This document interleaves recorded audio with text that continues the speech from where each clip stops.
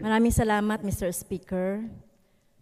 Ginoong Speaker, mga iginagalang kong mga kasamahan sa bulwagang ito, tumitindig ako ngayon sa isang personal at kolektibong pribilehyo ukol sa isang usaping napakahalaga sa ating mga demokratikong proseso, sa mga mekanismo ng pananagutan na nakasaad sa ating saligang batas at sa tiwalang ibinigay ng mamamayang Pilipino sa atin bilang mga lingkod bayan. Ang proseso ng impeachment laban kay pangalawang Pangulong Sara Duterte ay umabot na sa isang kritikal na yugto. Matapos ang ilang buwang pagtalakay, tinupad ng kapulungan ng mga kinatawan ang tungkuling itinadhana ng konstitusyon sa pamamagitan ng pagpapadala ng napatunayang artikulo ng impeachment sa Senado noong 5 ng Pebrero 2025. Hindi ito maliit na bagay, Mr. Speaker. Ito ay isang makasaysayang unang pagkakataon na panagutin ang isang nakaupong pangalawang Pangulo dahil sa malinaw at labis na pang-aabuso sa paggamit ng kabangyaman, tinatawag nating confidential funds. Ang mga pondong ito, Ginoong Speaker, ay mula sa pawis at hirap ng ating mga mamayan. Buwis na dapat sana'y ginamit para sa serbisyong publiko. Ang korupsyon at kalokohang naglustay sa mga pondong ito ay hindi dapat hinahayaang pagtakpan gamit ang lihim, dilim at kasinungalingan. Malinaw ang utos ng saligang batas. Ang paglilitis ng Senado sa impeach official ay dapat agad na isinagawa.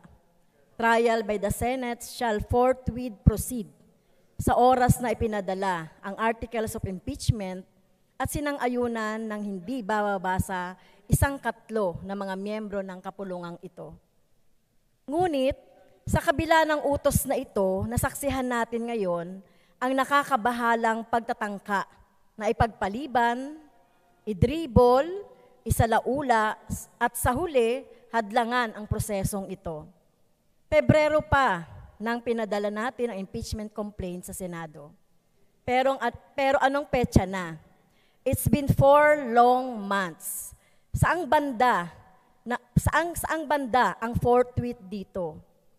Tila tinilukuran na ng Senado sa pamumuno ni Senate President Chis Escudero ang tungkulin nito bilang impeachment court.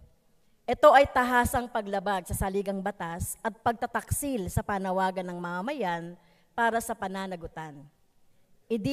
Ididiin lang namin, Ginoong Speaker, na di bababa sa 612.5 million pesos na pera ng mamamayan na dapat ay napunta sa kanila sa forma ng serbisyo, kagamitan o pasilidad sa mga paaralan at ospital ang di nila napakinabangan. Ilang beses binastos ang otoridad ng Kongreso gamit ang squid tactics, sirang plakang sagot at sitsirya para lang lusutan ang di kayang lusutan. Di natin ito palalampasin. Ginoong Speaker, paalahanan natin ang ating mga sarili at ang ating mga kasamahan sa Senado na maglinaw sa sinasabi ng saligang batas.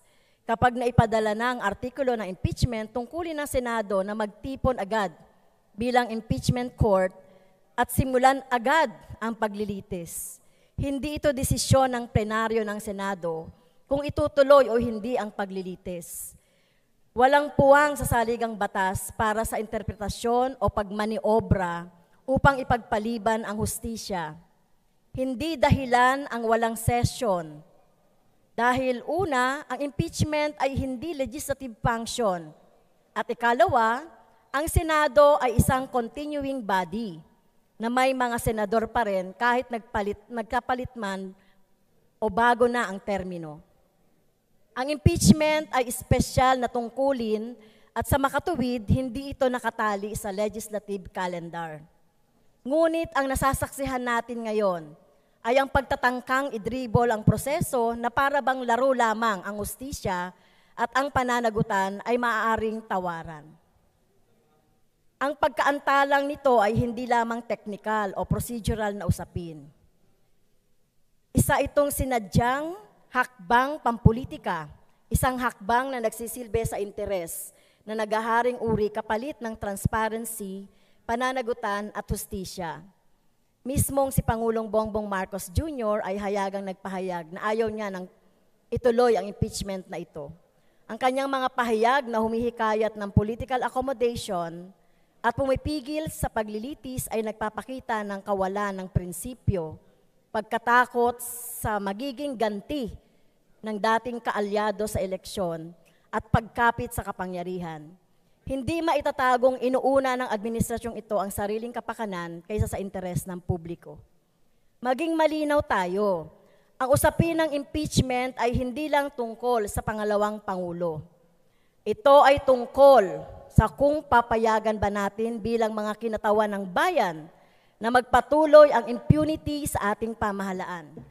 Ito ay tungkol sa kung pananagutin ba natin ang mga gumagamit ng pondo ng bayan para sa pansariling interes na nagtatago sa likod ng confidentiality habang ang ating mga mamamayan ay naghihirap sa pagtaas ng mga presyo, mababang sahod, at bumabagsak na sistema ng edukasyon at kalusugan. Ito ay tungkol sa kung ipaglalaban ba natin ang rule of law o hahayaan itong isang tabi ng mga alyansang pampolitika at laro ng kapangyarihan. Ang kawalang aksyon ng Senado o mas masahol pa, ang tahasang pagtanggi nitong ituloy ang paglilitis ay isang insulto sa sambayanang Pilipino. Pinapahiwatig nito na ang nasa kapangyarihan ay maaring makalusot sa maling paggamit ng pondo ng bayan, sa korupsyon at sa pagtataksil sa tiwala ng mamamayan. Sinasabi nito sa ating mga guro, manggagawa, magsasaka at sa lahat ng mga nagbabayad ng buwis na baliwala ang kanilang sakripisyo, na ang kanilang pinaghirapang pera ay maaring aksayahin ng walang pananagutan. Ginoong Speaker, mga kasama, nagampanan na natin sa kapulungang ito ang ating tungkulin o ang ating assignment na ipadala na natin ang Articles of Impeachment. Tungkulin na ngayon ng Senado nagampanan ang kanilang bahagi. Ang anumang karagdagang pagkaantala ay hindi lamang paglabag sa saligang batas, ito ay kawalan ng katapatan sa interes ng publiko. Senate President Escudero at lahat ng mga senador na humaharang sa paglilitis na ito ay dapat paalalahanan, hindi sila higit sa saligang batas.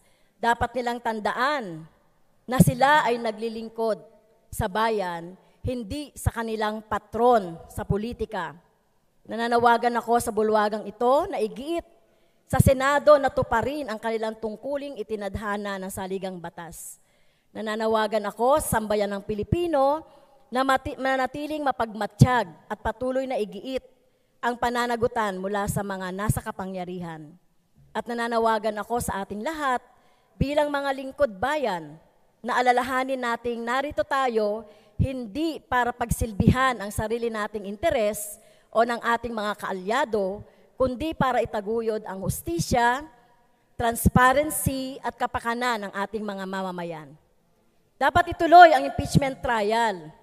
Ano mang kulang dito ay pagtakas sa ating tungkulin at pagtataksil sa tiwalang ibinigay ng sambayanang Pilipino sa atin.